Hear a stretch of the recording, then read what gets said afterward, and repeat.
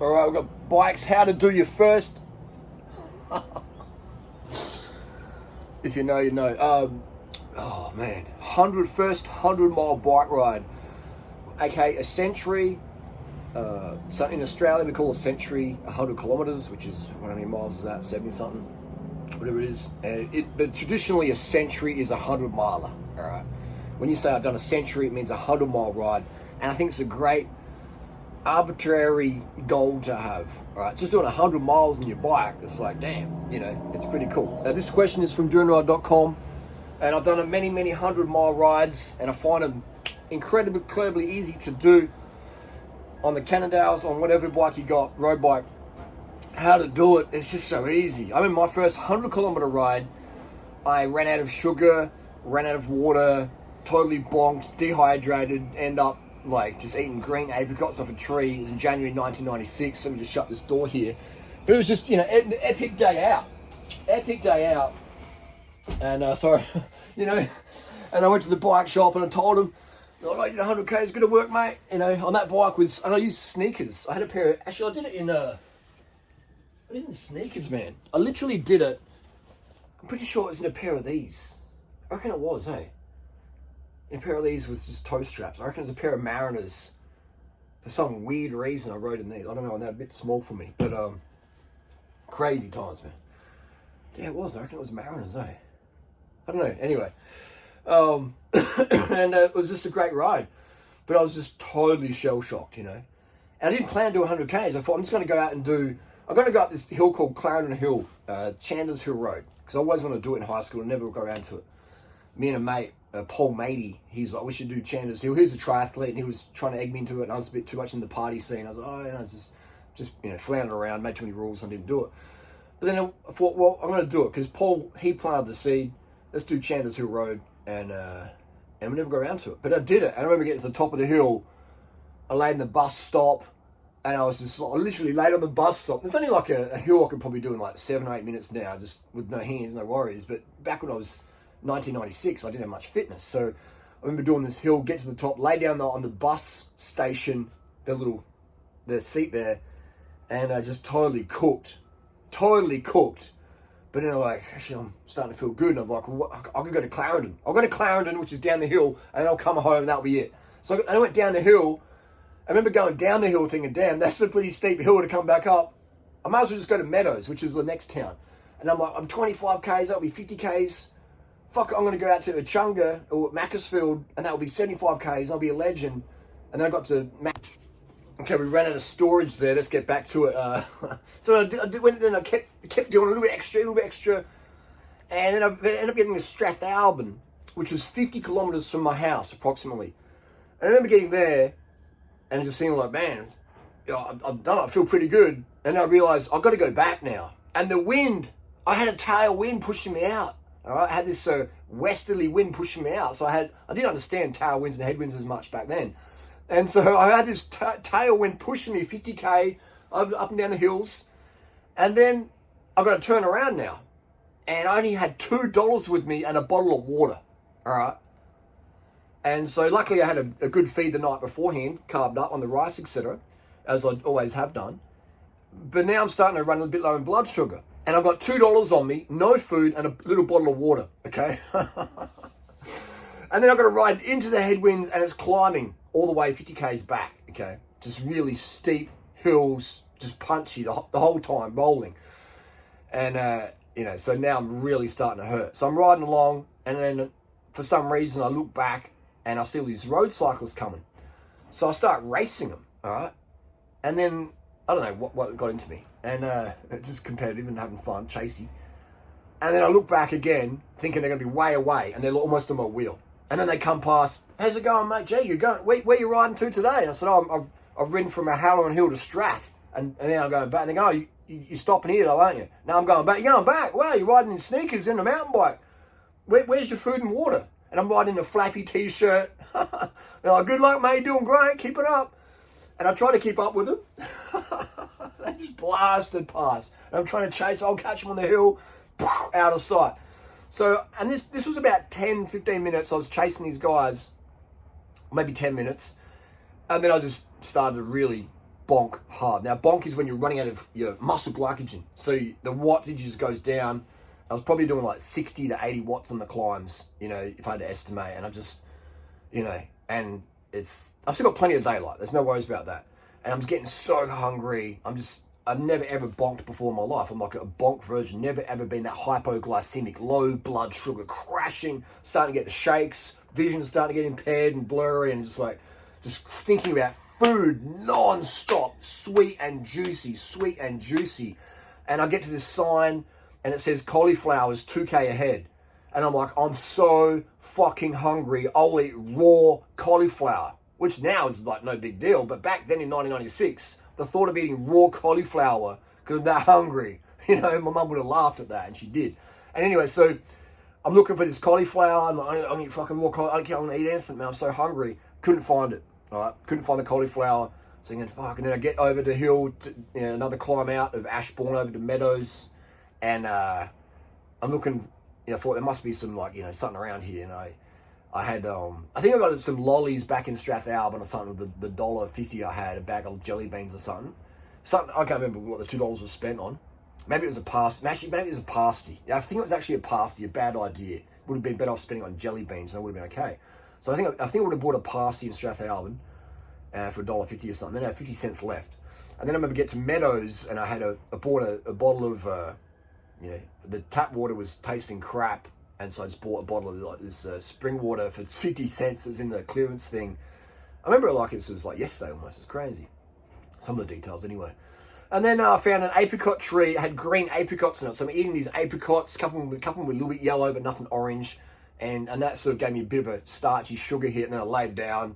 And then it was enough to sort of just get home, you know, largely in ketosis. And it took me all day.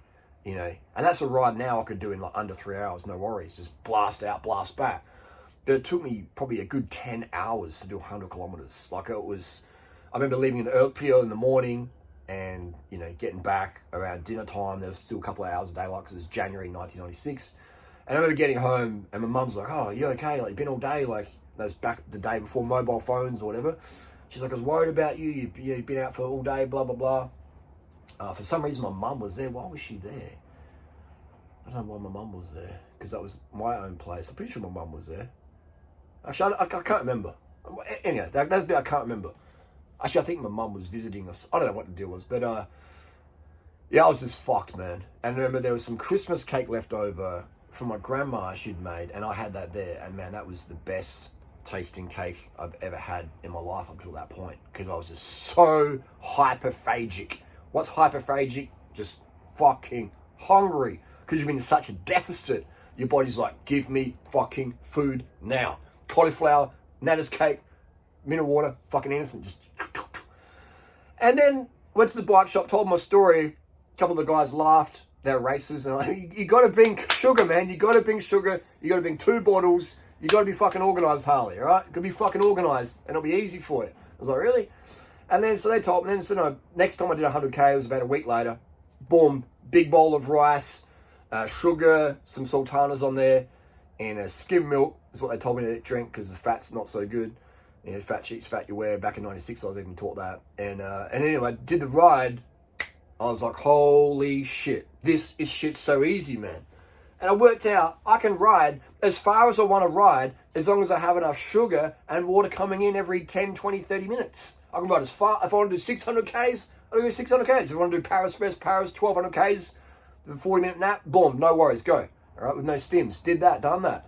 So how to do your first 100 mile, it's easy. Just have enough sugar and water. How much is enough? Drink enough water so you're peeing clear every 2 hours at least. Every 2 hours. If you're peeing straw or yellow color, boom, knock it back. Now, the exception might be if you've had some B vitamin Barocca, then yeah, it's always going to be that fluoro yellow stuff. But every 2 hours, you're going to be peeing clear, okay? Peeing clear every 2 hours. On the bike. I sit on the office. You can see my posture's like this. I'm on 10 hours a day on the computer. I'm still peeing every 2 hours, or minimum every 3 hours clear, okay? Every single day. It's just, your hydration is important for your discs in your spine, for your brain, for your well-being, for motivation, for metabolic health and function, your your endothelium cells and your arteries, your muscles, your everything. Water's just life. So drink enough water so you pee clear every 2 hours, then boom, keep going. And then the sugar, I'd say 100 to 150 grams an hour, all right? Maybe if you're a 40-kilo girl, 100 grams of sugar, you know, you might be like, I'm not really craving that, you know, but maybe you do. Just start with that, 100 to 150 gram an hour. And I've been promoting that for over a decade, and now we've seen the Tour de France guys doing up to 150, 170 grams per hour, okay? So you'll find out what you need for you, but don't have a limit on sugar, all right? Some days you might need 200 grams an hour. Some days you're like, it's 100 grams and 50 grams is enough, you know? You feel it out. The heavier it is, the harder you're pushing, the more fat you're trying to burn, the more sugar you'll need, okay? Simple as that. Oh, but no, I was told wrong. The people you're taking advice from, do they have the definition I have in their arms, all right? For the last 15 years on YouTube, all right? Lean face, lean arms, lean physique. So don't listen to them otherwise, okay? They might be sincere but sincerely wrong, or maybe they're preaching my protocols, but they haven't got the results yet because they're still early in the game. That's fine. But I'm just saying, you know, to sound arrogant, I didn't listen to anyone else out there back in the day when I was doing trying to do 100K rides easy, or 100-mile rides, or 200K rides, or double centuries, triple centuries. I didn't listen to anyone else except for the people who were getting the results that I wanted, all right? And back then, that was before fake natty stuff and social media existed. So I'd go to the bike shop and the dudes would say, Harley, you need to carb the fuck up. You need to drink enough water. My martial arts teacher said, you've got to have clear urine. If you don't have clear urine, you're dehydrated. And when he said that, I thought, this guy's been punched in the head too many times. But he had the results I wanted. He was a great fighter. He was a calm, emotionally poised man. I was like, okay, I'll listen to him. Try it out, and it worked, okay? So forget all the bullshit I get people out there, well, I do fasted rides. That's great. That's going to fucking jack your cortisol up. And you're going to be one of these fat cyclists out there. There's nothing wrong with being a fat person. I'm just saying. If that's your goal to be fat, listen to them. If your goal to be as lean and not have to starve yourself and eat as much as you want, I get to eat as much carbs every day. I get to eat my chocky bickies, my ice cream, my pizzas, my pastas, my rice, the thick shakes, everything. All the things I want to eat can be vegan, and they can be low fat or relatively low fat. All right. If I'm really trying to lean the fuck out, then it won't be any chocky bickies because they still have, you know, too much fat in there. But I'm just saying, I get to have all the foods I want, man. The fruits. All right. Imagine what sort of reality out there is restricting of carbohydrate. Like, fuck that. Seriously. I like being lean. Like before, I was meant to meet a guy to buy some Dura-Ace cranks. And I forgot. I was like, oh shit, okay. Got a zillion things on. Because when I wake up in the morning, it's like, let's go. Let's rock and roll, okay? And at night time when I go to bed, I'm like, I'm out. I can't relate with people who use sleeping pills. I'm like, if you need sleeping pills, one, you're using way too many stims, and two, you don't eat enough carbohydrate. So anyway, I forgot to meet this guy, and he's messaged me, hey, we're good to go. I was like, shit, sorry, mate. So I put my shoes on, and I got to run. I got just to run over there, all right? And it felt good running, okay? I like feeling super fit. I don't have to be super fit. I'm not a professional athlete. I'm not paid to win or, you know, paid to use EPO and go up Norton Summit in 11 minutes 16 or whatever Cookie Man did. You know, I'm paid to give the best advice ever, and I enjoy doing that. But feeling fit and lean, and I could jump on the bike today and go and do a 300K ride, no problems, except for maybe my neck would be pretty fucking stiff because I haven't done a 300K ride for years. But I know I could do it, right, if I had to do it, okay? And it'd be enjoyable. And I'd have to do a bit of neck flexibility and stretching, obviously, but I could do it, you know?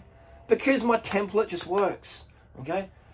And I recommend guys, especially young men and women, go out there and push yourself on the bike. Do your 100K ride. Do your century. Do your double century. Do your triple century. Do your 24-hour solo ride with no stims, nobody else, no support, just yourself and your emotional thoughts.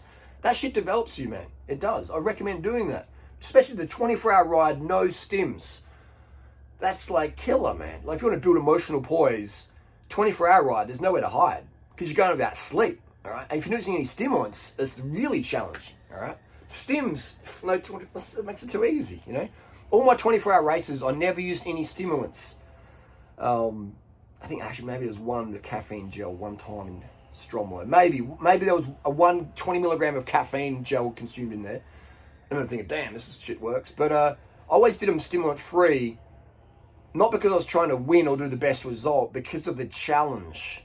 Looking back, if I wrapped some modafinil, it would be like blasting, or some dexamphetamine like everyone else is doing, just blasting results. But the 24-hour mountain bike race for me was such the emotional highs and lows, and I really enjoyed that feeling. So it was just tough, and I enjoyed that, and that made me a more resilient person. So I think there's definitely virtues in just doing rides with no stims, no coffee, no caffeine. I lose people, but I don't care if I lose you. I give the best information out there.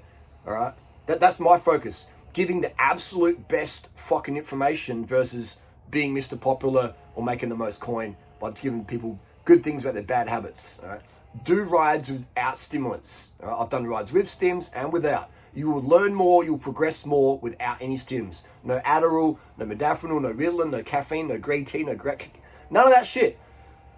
Develop the emotional poise to be able to focus without any stimulants. And then when you do use stims, you'll find you need fuck all, not every day, not every week, not even every month, and they'll be much more enhancing your life quality, okay? So do the stimulant-free stuff. Otherwise, it's just too easy, just jacking yourself with stims, go, thrashing your cortisol, thrashing your adrenals. Where's the self-respect? Fuck that, all right? Do it without the stims, okay? Earn that ability to do it without stims as a full natty, okay? So I'm not against stims, but I'm against stims in that most of the time, no. Sometimes, yes. Most of the time, no. And when you do use stims, a quarter dosage, a cup of coffee, 100 milligrams of caffeine, fuck, that's a lot, man. If you need 100 milligrams of caffeine, you really need to stop using caffeine, so your body can become more sensitive, because you're digging yourself into an adrenal cortisol burnout hole where your immune system's compromised. All right? High cortisol, high cancer rates. Sugar lowers cortisol. Fasting raises cortisol. Fasted training really raises cortisol. Caffeine, stimulants, raises cortisol. Okay? Cortisol is essential, but too much, not a good thing. It's immunosuppressant. Sugar feeds the immune system. Okay? Oh, sugar feeds cancer cells. Yeah, it does. Sugar feeds every cell. It feeds your brain, your eyes, your heart, your dick, your dong, your labia, everything, your clit. Sugar feeds at everything, every cell in your body, especially your immune system. So avoiding sugar or eating insufficient sugar, you're having insufficient immune function. So during the recent pandemic that went around the last 3 years, did you see me lining up doing that? I'm part of the control group, okay? Did you see me dying from the pandemic? Did you see me out of action from the pandemic? Take care of your immune system, okay? They say, do this, do that. Listen today if you want day results. Anyway, so that's the deal here. You asked me for 100-kilometer tips, people out there. You got the whole woo-woo stuff with it. But that's the reality, man. And so that's your water and your sugar. 100K ride, it's a personal achievement. It lifts your self-esteem when you can do a 100K ride. You're like, damn, I rode to there. I felt like the fucking world champion. When I came back that day in 96 and started telling my friends, yeah, I rode to Stratham back, they were all super supportive. Like, Harley, you're a fucking crazy cunt. And I felt like the man. I felt significant. It boosted my ego in a good way. And I was like, yeah, and it felt good, the challenge, the physical challenge. And I felt healthier the next day. I felt like, and my fitness started going up, and it really kick-started my life in a real positive tangent, and it made me get more into, sober life, etc., and more into cycling and how my body worked, and it really ticked things off in the right way. So, and that's what I see when people follow my template, they get more into health and fitness and less into orthorexia and drugs and all bullshit like that. And everybody I've ever met wants to be lean and slim. Even the obese that I've coached over the last 25 years, they all want to be slim, all right? And, everyone wants to be slim and fit. Everyone I've ever met. I've never met anyone who's like, I want to be fucking fat and feel like shit. I've never met anyone like that, okay? Never, ever. So that's why my advice becomes so international, because everyone has this goal of being slim. And it's so easy to be slim, man, all right? Some people will say, I'm too slim. I get it. And that's fine. But it's just proof that what I say fucking works, okay? Now imagine if I never used any anabolic steroids, how smaller and slim I'd even be, okay? I'm about 73 kilos today. Without steroids, I'm about 63 kg. And with, higher cycle, I'm 83 kilos. And really, really natty, I'm like 59 kilos. So today, 73 kilos, imagine me 59 kilos. What does that look like? Go back to 2008, 2009. before 2014 videos, you'll see me at my natty weight.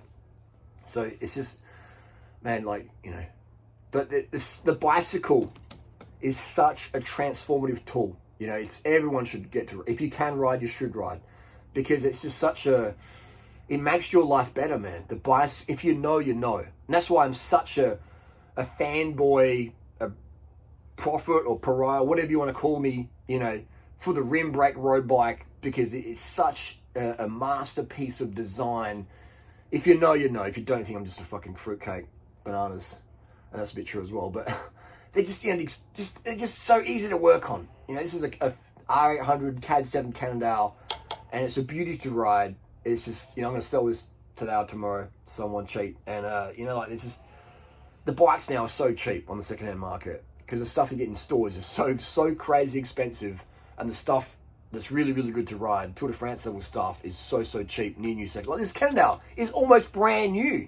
It was one lady owner. She rode it a few times. She had a few bikes. She had family. She was busy. And it's in fucking mint condition. It's got a few scratches on there for me lugging around. But otherwise, it just, you know, it's just 10-speed Ultegra, mate. It just works. If it doesn't work, you spray some WD-40 in there, give it a few hundred clicks, and it works good again, because the factory grease gets bound up. It's just the lifestyle, man. It gets me excited talking about it, you know? I feel like an evangelist for cycling. But yeah, carbs, water, sleep. Go to bed at 8 o'clock every night for a week, and watch your motivation fucking bang, all right? People, like, you look at all my videos over the years, how crazy G'd up I get in some of my videos, all right?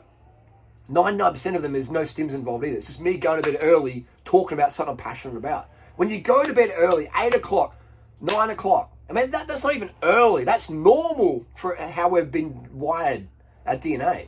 But in society, we call it go to bed early. That's not early. That's like optimally. Go to bed at the optimal time. 7 p.m. to 8, 9 p.m. is optimum time. All right? And just do that in an experiment for a week and watch your motivation go up. What's more powerful for motivation? Testosterone, tren, or early nights? 100% early nights. And I can say that from experience. I've used tren, I've used test. Motivation, passion for life, early nights, man. It's the fucking game changer. And I always interview people who I meet in daily life, who are really efficient or effective or getting shit done. And the huge common denominator, the common thing these people do is they go to bed early, around 8, 9 p.m. I'm like, yeah, damn. They get up at 5 a.m. They're nurses or they're surgeons or blah, blah, blah. They're just people getting the shit they've got so much workload and they're getting it done. And the common denominator is they go to bed 8, 9, 7 p.m., okay? All around the world. And it's just a really good habit to get into. All right, so if you want to increase your motivation, go to bed at 8 o'clock. It will just, if you've got depression, whatever, go to bed at 8 o'clock, man. And shit will just fucking transform. If you want to be a young man, you want to make money or get a hustle on, go to bed at 8 o'clock, man. Just do the experiment for a week, 2 weeks. I guarantee your life will change. No phone. I mean, you can listen to an audiobook if you're really wired, but not looking, no scrolling. Just audiobook, put it over the side, something over your eyes, like a shirt or eye mask. Mindfold is the best eye mask. I just use a cotton shirt. And over your eyes, you know, 8 o'clock, go to sleep, go to rest. If you can't sleep, that's okay. Rest is really important. Sleep and rest. They're two different things. They're two equally essential things. Rest just to have your heart rate low, just let your spine relax, your vertebrae all just chill, okay? And sleep's when you're sleeping, you know, obviously. But people will go to bed, I can't sleep, and they're wrestling, they're stressing, they're on the phone ticking, they're getting up, turning the lights on, and it's like fucking, it's like, dude, chill. And I'll piss a couple times a night, ideally, and I just use like a head torch instead of turning the lights on. Oh, I have to go to the toilet again, and I'll get my cortisol up. It's 2 a.m. Let's get the cortisol up, guys. Let's get the cortisol up. Let's fuck our recovery. Get the cortisol up. Stress become a drainbow. I'll wake up at 2 a.m. Put my little head torch on maybe, or if it's, you know, the natural light, just go outside, have a piss, come back in, boom, in bed. Think, yes, I'm hydrated. I don't go, I've got to piss again. This is frustrating. They say it's incontinence and bladder problems. They say you shouldn't piss at night. They say sugar's bad. They say take the experimental drug and stay home. They say that cycling's for idiots. They say where you get your protein from. They say calories in, calories out. They say you can only make money if you go to university. Like, stop listening today, man. Well, I don't. And that's why the quality of lifestyle I have. They say disc brakes are better than rim brakes and motorbikes. You got to laugh at it, man. All right? Otherwise, the cortisol will fucking give you cancer. Okay? So just in life, you just got to learn to laugh at shit. Okay? Don't take it too personal. Don't listen today. Don't listen today. And anyway, that's the deal there. They say you shouldn't date younger women if you're older guy. Oh, fucking hell, man. The social narratives out there, right? Stop listening. Actually, listen to social narratives and laugh. And look how dumb those things really are in real life. If you know, you know. It's just classic. It's classic. They say you shouldn't get a vasectomy. They say, yeah, kids are going to be lonely. What about people in nursing homes? Anyway, we're going off tangent. This is about a 100K ride. Okay, 100K ride. Get a vasectomy. Far out. It's classic. It's the 100K ride as a sober person. It just changes you. It changes your neuromodular effects in your brain. All right. It changes shit up. It has a neuromodulating effect on how you see the world and society. You go out there with no caffeine in your system, just your sugar, your water, some fruit, maybe some oat bars you made or bought, or just low-fat shit. And you go out there and you got a power meter. You keep it under 150 watts. Under 150 watts, you're under 100 watts if you're a total noob. And you go out there, you go 50K out, 50K back, and you wear some bright colored clothing. You always pay attention to the road. You come back home, and you're like, damn, that durianrider motherfucker was right. I see shit differently. Guaranteed. Get a power meter. Get a power meter. All right, that's another thing we can talk about for 10 million years. The power meter helps you pace yourself. When I did my first 100K ride, I'm flexing up the climbs, just trying to get up there as quick as possible. And, you know, that's great if you're doing some sort of TT and stuff, great. But if you're doing your first 100K ride, not a good idea, because it's going to be way harder than it has to be. If something's too hard on your first try, you're probably going to go, fuck this, no way, okay? So you've got to ease yourself into the first 100K ride. Start with a 25K ride. Then next weekend do a 50, and then do a 75 on the same course, all right? 12.5K out, 12.5K back. Next weekend, you know, we're going to go 25, so we're going to, you know, blah, blah, you know what I'm saying? Every week, double it or halve it. So first week, you know, 12 and a half, and then we do 25, and then you can do 50 and 75 and 100. Okay, just build it up over the last next few weeks. And sun protection as well. Wear some long sleeves, bright, light clothing. Okay, have some lights just in case you're out there, bring your spares and all that stuff. But leave as early in the morning as possible, and pick a route with not too much traffic. Okay, and maybe you live in a real crazy setup, bitty sizzy, then you can just do laps around something. You can just do laps. Okay, you can just do laps if you're afraid of going too far from home. Fine, you can just do fucking laps, man. You can just do like 5K laps around your hood. Okay, there you go. Yeah. So, but when you really go out there and go into places you've never ridden before, that's as well when you really get that, you know, those neuro effects in a positive way. But just start somewhere today, and each week add more, okay? And then eventually you're doing 100K rides, and you're like, man. And then you eventually on YouTube, like me, like a crackhead, talking about how good it is to do 100K rides. It's great. And I love, you know, every single person, not every single person, but I've gone on, you know, every single person. If you ride with me or take my advice, I guarantee you will PR.